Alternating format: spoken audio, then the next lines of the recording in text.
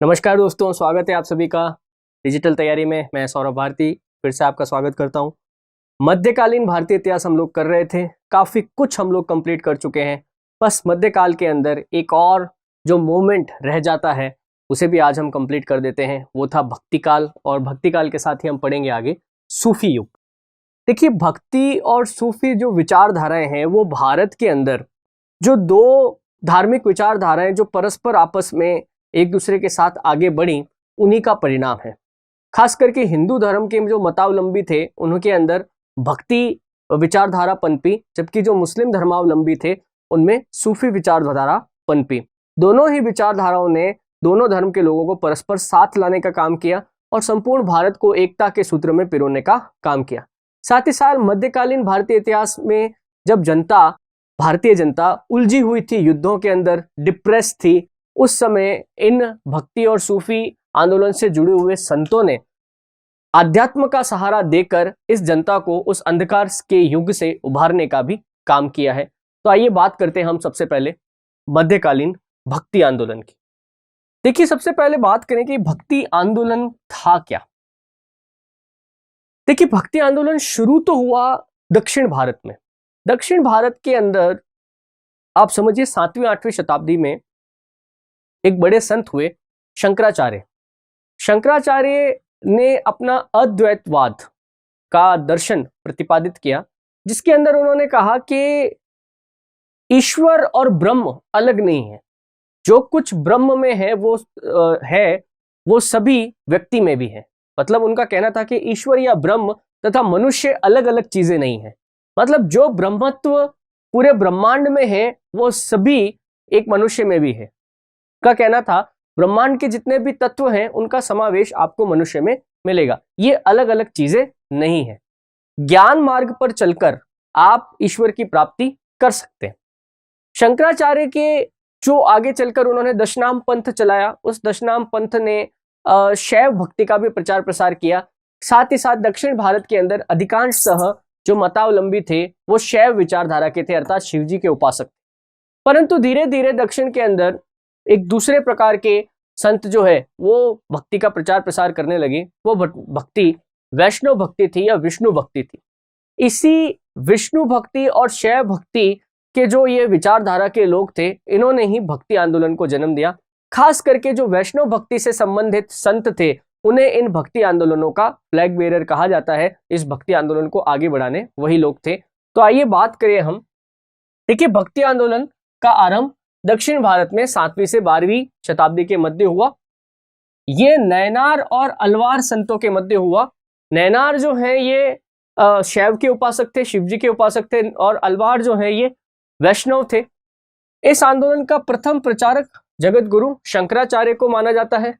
शंकराचार्य के उपरांत 12 तमिल वैष्णव संत जो संयुक्त रूप से किस नाम से, अलवार के नाम से जाने जाते हैं, उन्होंने भक्ति आंदोलन को काफी लोकप्रिय बनाया। मैंने आपसे कहा ना, नैनार, शैव संत, अलवार, विष्णु संत। प्रेम, व्यक्तिगत ईश्वर भक्ति का संदेश समस्त दक्षिण भारत में इन्होंने स्थानीय भाषाओं का प्रयोग किया। देखिए, इनके सक्सेसफुल होने का एक बड़ा कारण था कि इन्होंने अपना जो भी साहित्य लिखा वो सब दक्षिण भारत की जो प्रचलित भाषाएं थी उन पर लिखा। इस वजह से ये बड़े प्रचलित थे। वैष्णव संतों से शंकर को अद्वैत और ज्ञान मार्ग का विरोध किया। ये वैष्णव संत जो थे इन्होंने कहा कि भाई, जैसा कि शंकराचार्य कह रहे हैं कि ईश्वर, ब्रह्म और मनुष्य एक ही बात है और ज्ञान मार्ग पर चलकर इसको प्राप्त किया जा सकता है, मोक्ष को प्राप्त किया जा सकता है। अलवार संतों का कहना था कि ऐसा नहीं है, प्रत्येक मनुष्य ज्ञान मार्ग पर चले या उसका पालन करे ऐसा जरूरी नहीं है। भक्ति मार्ग पर चलकर भी ईश्वर की प्राप्ति हो सकती है, तथा ईश्वरीय सत्ता में, ब्रह्म में जो गुण है वो मनुष्य में नहीं हो सकते, वो दोनों अलग अलग हैं। तो उन्होंने द्वैतवाद का प्रचार प्रसार किया, ड्युअलिज्म। बात समझ रहे? शंकराचार्य क्या कह रहे हैं? अद्वैतवाद, दो चीजें नहीं है, एक ही है। वैष्णव संतों में कई जने क्या कर रहे हैं? ड्युअलिज्म, द्वैतवाद, यानी कि अलग अलग चीजें हैं। तो इसी के कारण क्या है कि ये भक्ति आंदोलन के प्रचार प्रसार शुरू हुए। ब्रह्म और जीव की पूर्ण एकता को इन्होंने स्वीकार किया। जैसे मैंने कहा ना, शंकराचार्य ब्रह्म को और जीव को एक ही मानते थे, अद्वैतवाद, जबकि ये वैष्णव संत ब्रह्म अलग और जीव अलग, दोनों की अलग अलग सत्ता को स्वीकार करते थे। दक्षिण भारत के अंदर अगर हम बात करें, क्योंकि दक्षिण भारत से ही सबसे पहले भक्ति आंदोलन का सूत्रपात होता है, तो दक्षिण भारत में शंकराचार्य, रामानुजाचार्य, मध्वाचार्य, निम्बार्क, आलवार और नैनार संत ये प्रमुख संत थे। ये अलवार तो जो हैं ये वैष्णव संत थे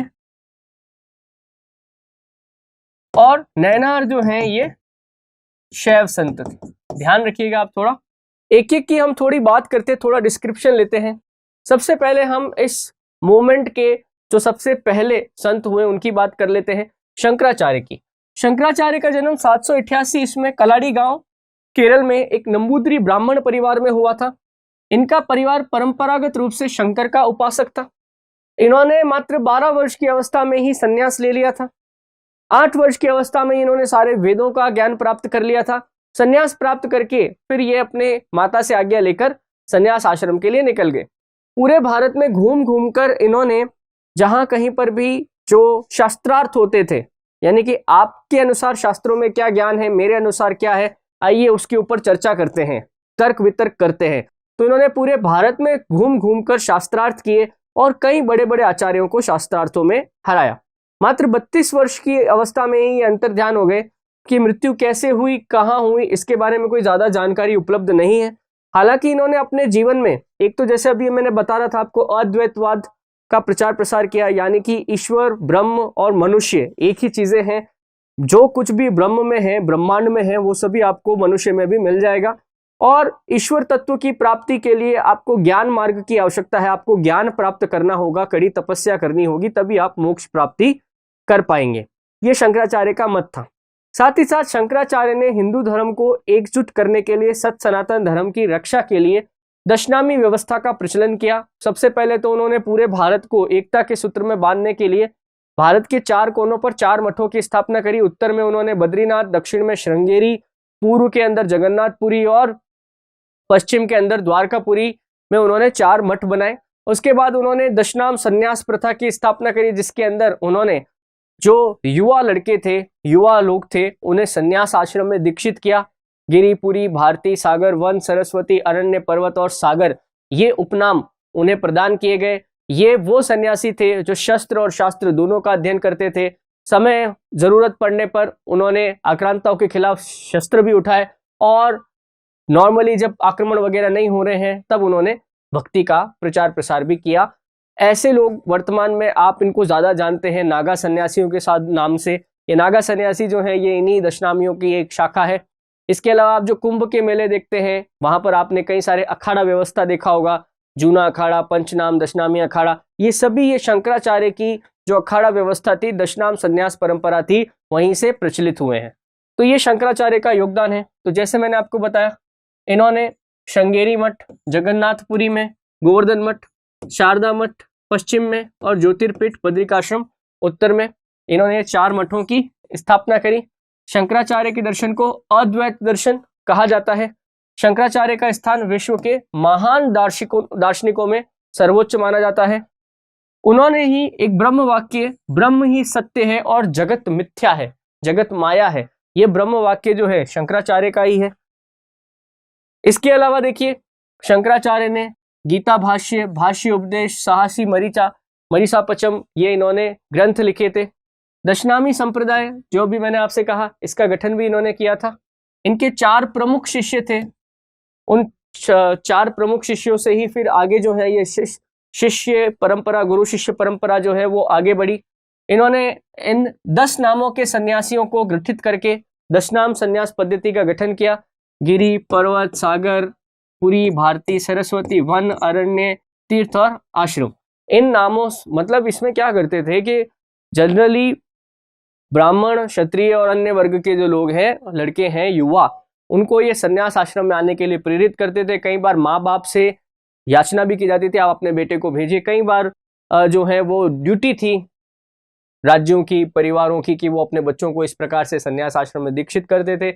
उसके बाद उनके पूरे जो उनका पुराना जीवन है, नाम है, पिता का नाम है, उससे उन्हें काट दिया जाता था और नया नाम और एक नया उपनाम दिया जाता था। ये उपनाम इनमें से कोई एक हुआ करता था। तो ये प्रथा आज भी चल रही है, ये एक पूरा अलग ही अपना एक सब्जेक्ट है। तो शंकराचार्य का इस भक्ति आंदोलन के शुरुआत के अंदर बहुत बड़ा योगदान है। एक दार्शनिक के रूप में भी शंकराचार्य को पूरे विश्व में बहुत ही माना जाता है। इनके द्वारा लिखे गए जो अद्वैत दर्शन है वो बहुत गूढ़ है और आज भी जो भी विवेकशील लोग हैं उनके बीच में चर्चा का विषय है। शंकराचार्य के अद्वैत दर्शन के विरोध में दक्षिण में वैष्णव संतों द्वारा 4 मतों की स्थापना की गई। भाई मैंने कहा ना कि शंकराचार्य कह रहे थे ब्रह्म और मनुष्य एक ही हैं, तो वैष्णव संत आ गया, इन्होंने कहा नहीं शंकराचार्य गलत है। सबसे पहला है विशिष्ट द्वैतवाद, ये रामानुजाचार्य लेके आए थे। देखो ये सवाल आते हैं, जैसे मैंने कहा ना अद्वैतवाद के संस्थापक कौन थे, तो आप बोलेंगे शंकराचार्य थे। विशिष्ट द्वैतवाद के संस्थापक कौन थे, कि रामानुजाचार्य थे। द्वैतवाद के संस्थापक कौन थे, कि मध्वाचार्य थे। शुद्ध द्वैतवाद के संस्थापक कौन थे, कि विष्णु स्वामी थे। और द्वैत अद्वैत, द्वैताद्वैत, द्वैत अद्वैत, ये संधि हो गई है तो थोड़ा ध्यान रखिएगा। द्वैत अद्वैत के संस्थापक कौन थे, निम्बरकाचार्य थे। ये पूछते हैं, ज्यादा डिटेल में मैं नहीं जाऊंगा क्योंकि सबकी अपनी अपनी फिलोसॉफी है, ये फिलोसॉफिकल चैप्टर है, थोड़ा दर्शन शास्त्र है, ज्यादा डीप में चला जाएगा। तो आप सिर्फ ये याद रखें, शंकराचार्य ने अद्वैतवाद दिया था, रामानुजाचार्य ने विशिष्ट द्वैतवाद दिया था, मध्वाचार्य ने द्वैतवाद दिया था, शुद्ध द्वैतवाद विष्णु स्वामी ने दिया और द्वैत अद्वैतवाद निम्बरकाचार्य ने दिया था। याद रखिएगा, कई बार पूछा हुआ ये। अब बात करें हम एक और बड़े महान संत रामानुजाचार्य की। ये एक वैष्णव संत थे, ठीक है, और इनके गुरु जो थे वो रामानुज थे। इनका जन्म तमिलनाडु राज्य में पेरम्बदूर में हुआ था। सगुण ईश्वर में विश्वास रखते थे। देखिए सगुण और निर्गुण 2 प्रकार की भक्ति हुआ करती है। सगुण भक्ति का मतलब है कि आपने किसी ईश्वरीय रूप को स्वीकार किया है कि ईश्वर ऐसा होगा। आप ईश्वर की मूर्ति बना सकते हैं, आप ईश्वर को प्रकृति में उपस्थित किसी चीज के साथ जोड़कर देख सकते हैं, प्रकृति की जो शक्तियां हैं आप उन्हें ईश्वर मान सकते हैं। यह सगुण भक्ति है। बात समझ रहे? आप सीधा सीधा कहें तो मूर्ति पूजा जो है वो सगुण भक्ति है, पर आप कहें कि नहीं ईश्वर निराकार ब्रह्म है, ईश्वर का कोई आकार नहीं है, ईश्वर कैसा दिखता है हमें नहीं पता है, तो वह निर्गुण भक्ति है। तो आपको जो सत सनातन हिंदू धर्म मिलेगा उसमें सगुण और निर्गुण दोनों प्रकार की भक्ति मिलेगी। जैसे कि अभी हम शंकराचार्य को पढ़ रहे थे तो शंकराचार्य निर्गुण भक्ति की बात कर रहे थे।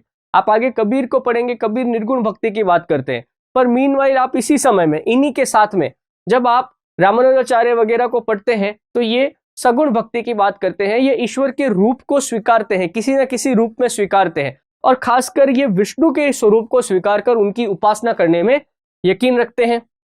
मनुष्य की समानता पर इन्होंने बल दिया। जाति व्यवस्था की भर्त्सना की, जाति व्यवस्था का रामानुजाचार्य ने विरोध किया। इनके क्रियाकलाप का मुख्य केंद्र कांची और श्रीरंगपट्टनम थे, किंतु इनके उपदेशों का चोल राजाओं ने बहुत विरोध किया। जिस समय ये अपनी भक्ति का प्रचार प्रसार दक्षिण में कर रहे थे, खास करके वर्तमान तमिलनाडु में, उस समय वहां पर चोल राजवंश का शासक था और चोलों के जो अधिकांश राजा हुए हैं उन्होंने शैव मत का प्रचार प्रसार किया है, स्वयं शैव मत अपनाया है, शैवों के मंदिर बनवाए हैं। शिवजी के बड़े बड़े मंदिर जो बृहदेश्वर मंदिर वगैरह हैं वो सब चोल राजाओं के द्वारा ही बनाए गए हैं। तो ऐसी स्थिति में एक वैष्णव संत द्वारा उनके राज्य में प्रचार प्रसार करना उन्हें बिल्कुल अच्छा नहीं लगा और इस वजह से इन्हें वहां काफी विरोध सहना पड़ा। रामानुजाचार्य ने विशिष्ट द्वैत दर्शन का प्रतिपादन किया, अभी हम पीछे पढ़ चुके हैं। फिर देखिए मध्वाचार्य ने शंकर और रामानुज दोनों के मतों का विरोध किया। ये बीच की बात करते थे। इन्होंने कहा कि ना पूरी तरह से शंकर सही है ना पूरी तरह से रामानुज सही है। बात समझ रहे? इन्होंने कहा कि कुछ क्षणों में कुछ जगह पर अगर हम बात करें तो निर्गुण भक्ति सही है, कुछ जगहों पर जगह अगर हम बात करें तो सगुण भक्ति सही है। तो इसीलिए इनका जो दर्शन है उसे विशिष्ट द्वैतवाद कहा गया है। वे आत्मा और परमात्मा को पृथक पृथक मानते थे। इन्होंने कहा कि भाई हम जो सामान्य मनुष्य हैं उन सभी में आत्मा का निवास है, परंतु अगर हमें परमात्मा बनना है तो वो हर कोई व्यक्ति नहीं बन सकता है। उसके लिए आपको जीवन में मोक्ष प्राप्ति की इच्छा करनी होगी और उसी मार्ग पर चलना होगा, तब आप परमात्मा बन पाएंगे। तो शंकर ने जो कहा था कि सभी के अंदर ईश्वरीय तत्व मौजूद है, जैसा कि ईश्वर है वैसे ही ये मनुष्य है, तो इन्होंने कहा नहीं, सारे मनुष्य ईश्वर नहीं हो सकते, पर इनमें से कुछ मनुष्य जो हैं जो विशिष्ट है वो मनुष्य परमात्मा की तरफ जा सकते हैं। परमात्मा में कुछ क्वालिटीज ऐसी हैं जो उसे परमात्मा बनाती है और सामान्य आत्मा को परमात्मा बनने के लिए इसकी तरफ जाने के लिए प्रयास करना होगा। शंकर ऐसा नहीं मानते थे, जबकि उन्होंने रामानुजाचार्य ने तो बिल्कुल ही अलग कर दिया था। उन्होंने कहा भाई ब्रह्म अलग है और मनुष्य अलग है। इन्होंने कहा नहीं, आत्मा भी है परमात्मा भी है, यह इनका विशिष्ट दर्शन था। आगे देखिए हमारे पास और है निम्बरकाचार्य। ये रामानुज के समकालीन थे, द्वैत अद्वैत पर ये विश्वास रखते थे, ईश्वर के प्रति समर्पण पर बल देते थे। इन्होंने जीव माया जगत आदि का ब्रह्म से द्वैत अद्वैत का संबंध स्थापित किया। इन्होंने कहा देखिए जीव माया जगत ये एक बॉडी और एक ब्रह्म। इन्होंने कहा देखिए वास्तव में क्या है द्वैत और अद्वैत, इसका मतलब क्या है कि आप इनकी बात करें जीव माया और जगत, तो हमारा जो जीव है इसके चारों तरफ इस प्रकार की माया रची जाती है कि इस जगत में रहने के लिए उसे कुछ ऐसे कर्म करने पड़ते हैं जिससे वो एक सामान्य मनुष्य प्रतीत होता है। परंतु अगर एक ब्रह्म है तो उसके ऊपर ये माया का कोई प्रभाव नहीं पड़ता है। उसे जिस हिसाब से मोक्ष प्राप्ति के लिए प्रारंभ करना चाहिए, जो काम करने चाहिए वो करता है।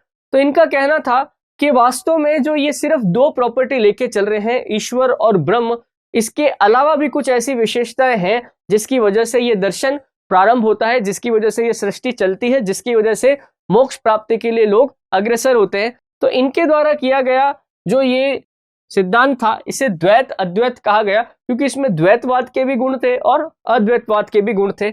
इन्होंने राधा को उपास्य के साथ साथ आचार्य मानने की परंपरा का सूत्रपात किया। देखिए वैष्णव संत जो हैं वो विष्णु की उपासना तो करते हैं, पर वो विष्णु के कई सारे रूपों की उपासना करते हैं। जैसे भगवान विष्णु की महालक्ष्मी के साथ उपासना करना, विष्णु के अवतारों की उपासना करना, जैसे राम की उपासना करना, कृष्ण की उपासना करना, कृष्ण में भी कृष्ण के बाल रूप की उपासना करना, महाभारत के युद्ध में जो कृष्ण थे उनकी उपासना करना, या द्वारका में जो कृष्ण राजा के रूप में थे उसकी उपासना करना, कृष्ण का जो आप समझिए कि रसिया रूप है, यानी कि गोपियों के साथ उनकी रासलीला है, या राधा जी के साथ जो उनका प्रेम प्रसंग है उसके रूप में उनकी पूजा करना। तो ये वैष्णव संतों के अंदर अलग अलग ये मत प्रचलित है और वो अलग अलग फिर पंथावलंबी हो जाते हैं। बात समझ रहे? फिर उसी में नए पंथ निकलते जाते हैं। कोई कोई विचारधारा मानता है, कोई किसी विचारधारा को मानता है। सनातन धर्म की ये खूबी है कि वो सभी विचारधाराओं को मानने वालों को अपने आप पे आश्रय देता है, किसी प्रकार का झगड़ा नहीं करता है। तो बेसिकली निम्बरकाचार्य ने क्या किया, राधा जो कृष्ण की प्रेयसी थी उनको आचार्य मानने की प्रथा प्रारंभ करी। बाद में हरिव्यास गोस्वामी, श्री हित हरिवंश आदि ने भी राधा को अपना गुरु मानने की परंपरा का निर्वाह किया। आगे देखिए ये सारे संत जो थे दक्षिण भारत से आ रहे थे। उत्तर भारत के अंदर भी बाद में जब दक्षिण भारत में भक्ति का प्रचार प्रसार हो चुका था उसके बाद ये मूवमेंट जो है ये उत्तर भारत में भी पहुंचा। उत्तर भारत में पहले जो संत जो कि दक्षिण और उत्तर भारत की भक्ति विचारधारा के सेतु कहे जाते हैं वो थे रामानंदाचार्य। ये उत्तरी भारत के पहले महान भक्ति आंदोलन संत थे। अभी जो हम रामानुजाचार्य की बात पढ़ रहे थे ये रामानुजाचार्य के शिष्य थे। दक्षिण और उत्तर भारत के भक्ति आंदोलन के बीच का सेतु इन्हें कहा जाता है। ये भक्ति आंदोलन को दक्षिण भारत से उत्तर भारत में लेकर आए थे। इलाहाबाद में इनका जन्म हुआ और इन्होंने विष्णु के स्थान पर राम की भक्ति आरंभ करी। जैसा मैंने अभी आपसे कहा ना भाई राम को भी विष्णु का ही अवतार माना गया है, तो वैष्णव संत होते हुए इन्होंने राम की भक्ति आरंभ करी। संस्कृत भाषा के स्थान पर इन्होंने अपने उपदेश हिंदी में दिए, क्योंकि इस समय इस प्रदेश की जो भाषा थी उत्तर भारत में हिंदी भाषा लोकप्रिय थी। रामानंद ने चारों वर्णों को भक्ति का उपदेश दिया और जाति प्रथा का कोई विरोध नहीं किया, किंतु उनका व्यवहारिक जीवन जाति में समानता का विश्वास करने वाला था। इन्होंने खुलकर जाति व्यवस्था के बारे में कुछ नहीं कहा। जो धर्म वर्ण थे ये हालांकि सभी वर्णों को, सभी जाति के लोगों को अपने शिष्य के रूप में मान्यता देते थे, उपदेश भी देते थे, परंतु इसके बारे में विरोध में उन्होंने कुछ नहीं लिखा। जाति प्रथा की उन्होंने भर्त्सना नहीं की, परंतु सभी जाति की समानता में इनका विश्वास जरूर था। ये कैसे पता चलता है? इनके 12 शिष्य थे और ये 12 के 12 शिष्य जो है अलग अलग जातियों से बिलोंग करते थे। जैसे संत रविदास चमार जाति से, कबीर जुलाहा जाति से, धन्ना जो थे धन्ना वो जाट जाति से थे, सैन नाई, सगना कसाई, पीपा, क्षत्रिय, राजपूत, ये सभी रामानंदाचार्य जी के ही शिष्य थे। रामानंदाचार्य जी के ये जो 12 शिष्य हुए हैं इन्होंने फिर आगे उत्तर भारत में भक्ति आंदोलन का प्रचार प्रसार किया। आगे देखिए आप संत कबीर को देखें। संत कबीर बहुत फेमस है भारत के अंदर। आज भी कई सारे लोग कबीर को मानने वाले हैं, कबीर पंथी कहलाते हैं। कबीर जो है ये सिकंदर लोदी के समकालीन थे। अभी मैंने आपको बताया रामानंदाचार्य जी के शिष्य हुआ करते थे। क्योंकि नीची जाति से आते थे, इस वजह से जाति प्रथा का इन्होंने भी खुलकर आप समझिए कि विरोध किया। इन्होंने कहा कि भाई ईश्वर की भक्ति में किसी प्रकार की जाति आड़े नहीं आती है, ये बात इन्होंने करी। साथ ही साथ ये हिंदू मुस्लिम एकता के हिमायती थे। आज भी देखिए हिंदू मुस्लिम एकता का कहीं पर भी जिक्र आता है तो उसमें कबीर का नाम जरूर आता है। कबीर ईश्वर के निराकार और सर्वगुण को मानते थे। बेसिकली आप इधर मान सकते हैं कबीर जो है उन्होंने निर्गुण भक्ति, जैसे मैंने अभी कहा था, उसका उन्होंने प्रचार प्रसार किया। उन्होंने कहा भाई ईश्वर का कोई आकार नहीं है। बेसिकली वो निर्गुण भक्ति को मानते थे, मूर्ति पूजा या किसी अवतार वगैरह में उनका विश्वास नहीं था। उन्होंने जात पात, मूर्ति पूजा तथा अवतारवाद को अस्वीकार किया। कबीर की शिक्षाएं बीजक में संग्रहित है। ध्यान रखिएगा, कबीर ने जो भी बातें करी, कबीर की जो वाणी है, उनका जो धर्म ग्रंथ है वो है बीजक। उनके अनुयायियों को कबीर पंथी कहा जाता है। निर्गुण भक्ति धारा में कबीर पहले संत थे जो संत होकर भी अंत तक गृहस्थ बने रहे। देखिए कई बार ये माना जाता है कि जितने भी ये संत होते हैं ये सन्यासी किस्म के होंगे, अर्थात इन्हें सन्यास लेना होगा, ब्रह्मचर्य का पालन करना होगा, जीवन भर ये कभी शादी विवाह नहीं करेंगे। बट कबीर जो हैं ये इस विचारधारा के अंदर पहले ऐसे संत थे जिन्होंने शादीशुदा रहते हुए, गृहस्थ रहते हुए भी एक संत की तरह उन्होंने जीवन जिया। जो लोग तत्कालीन सामाजिक व्यवस्था के तीव्र आलोचक थे और हिंदू मुस्लिम एकता के पक्षपाती थे, उनमें से कबीर और नानक का योगदान सबसे अधिक है। क्या कहना चाह रहा है? सामाजिक व्यवस्था के अंतर्गत अमीर गरीब और जातिगत प्रथा का, वर्ण व्यवस्था का जो ऊंच नीच है, हिंदू मुस्लिम के अंदर जो विभिन्नताएं हैं, हिंदू मुस्लिम जो एक दूसरे के दुश्मन बने हुए, उन सभी बातों का विरोध करके इन दोनों समुदाय के लोगों को एक साथ रहने के लिए जो प्रेरित करने में सबसे आगे थे, उनमें कबीर और नानक का नाम जरूर आता है। कबीर की वाणी जो है वो बाकायदा सिखों के सबसे पवित्र ग्रंथ श्री गुरु ग्रंथ साहिब के अंदर वे भी लिखी गई हैं। संत रविदास ये भी रामानुजाचार्य जी के शिष्य थे, जाति से चमार थे, लेकिन इनका धार्मिक जीवन बहुत ही गूढ़ था और इतना ही पवित्र था। सिखों के ग्रंथ गुरु ग्रंथ साहिब में रविदास जी के 30 से अधिक भजन हैं। इन्होंने मानव सेवा को ही जीवन में सर्वोच्च धर्म माना है। संत रविदास जी ने मानव सेवा को जीवन में सर्वोच्च धर्म माना है। संत दादू दयाल, इनके भी जो काफी सारे भक्त हैं आपको गुजरात, राजस्थान, मध्य प्रदेश में आपको मिलेंगे। संत दादू जो है वो कबीर तथा नानक की तरह ही निर्गुण भक्ति परंपरा के अंदर इन्होंने भी काम किया। ईश्वर के स्वरूप को, आकार को ये भी स्वीकार नहीं करते थे। इनका जन्म एक जुलाहा के यहाँ हुआ, मृत्यु 1603 में राजस्थान के नराणा या नारायणा गांव में हुई, जहां पे इसकी मुख्य पीठ है। दादू पंथियों की जो मुख्य पीठ है वो नराणा या नारायणा गांव में है, जयपुर के पास में है। श्री गुरु नानक देव सिखों के प्रथम गुरु। श्री गुरु नानक देव का जन्म जो है 1469 में पंजाब के तलवंडी ग्राम में हुआ था। अभी ये ननकाना साहिब के नाम से जाना जाता है। इन्होंने जो है, इनको भी कहते हैं कि ईश्वरीय ज्ञान प्राप्त हुआ और उसके बाद इन्होंने हिंदू मुस्लिम एकता, सामाजिक समानता और छुआछूत का विरोध करते हुए अपने उपदेशों का प्रचार प्रसार किया गया। इनके द्वारा जो सिखाई गई बातें थी, जो पंथ था, उसे सिक्खी या सिख पंथ कहा गया। गुरु नानक की कविताओं व गीतों का संकलन आदि ग्रंथ में किया गया है। इसके बाद सिखों के गुरु नानक के बाद 9 और गुरु हुए, कुल मिला के 10 गुरु हुए। 9वें गुरु श्री तेग बहादुर जी थे। उन्होंने कबीर की रचनाओं को आदि ग्रंथ में शामिल किया।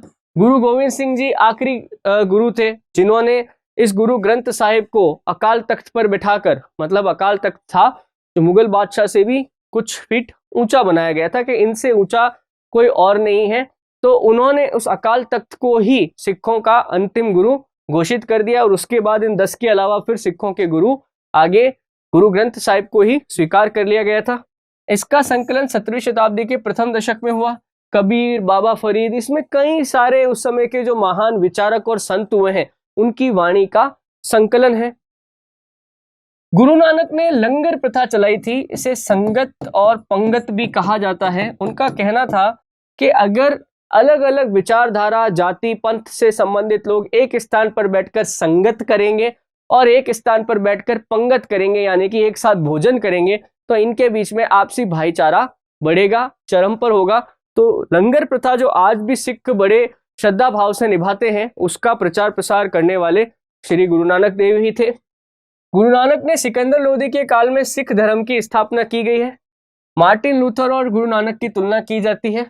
इनका प्रसिद्ध वाक्य है, कोई हिंदू और कोई मुसलमान नहीं है। ईश्वर को उन्होंने अकाल पुरुष अर्थात जो अजन्मा है, जिसका कोई काल नहीं है, उसको की संज्ञा दी है। नानक ने भक्ति को हमेशा सच्चा सौदा कहा, अर्थात हमेशा सच की खोज के लिए ये अग्रसर रहे।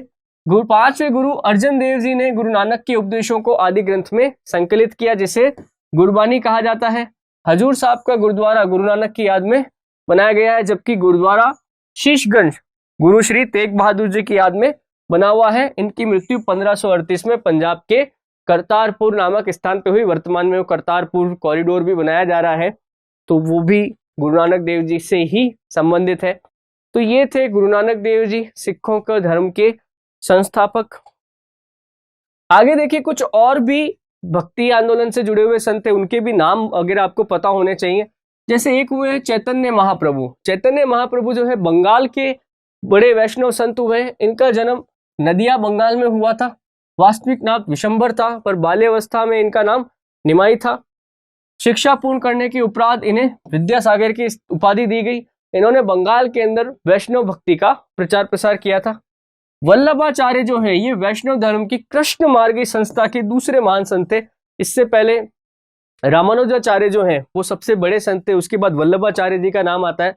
आप देखेंगे वर्तमान में ज्यादातर जो कृष्ण के जो रसिया रूप और बाल रूप से संबंधित जो लीलाएं हैं और उनको मानने वाले जो लोग हैं, वो सब वल्लभ मार्गी हैं।